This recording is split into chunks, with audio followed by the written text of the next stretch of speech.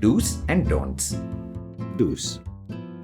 Ensure that the food tray is always clean. Ensure that the machine is completely switched off, including the main power output, before cleaning the machine. Don'ts. Exercise caution while cleaning inside the oven to avoid any damage. Do not use too much water to clean the machine. Do not press the emergency button unnecessarily. Troubleshooting. If you are experiencing problems with your Misty, here are some steps you can try to troubleshoot the issue.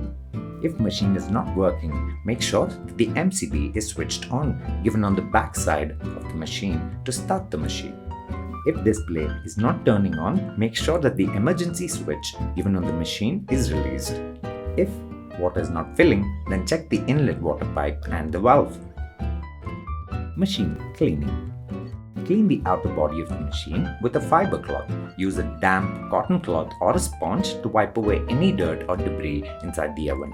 Avoid using harsh chemicals or abrasive cleaners, as these can damage the surface of the glass inside the oven. Clean the food trays on a daily basis. Clean the front water collector on a daily basis as well.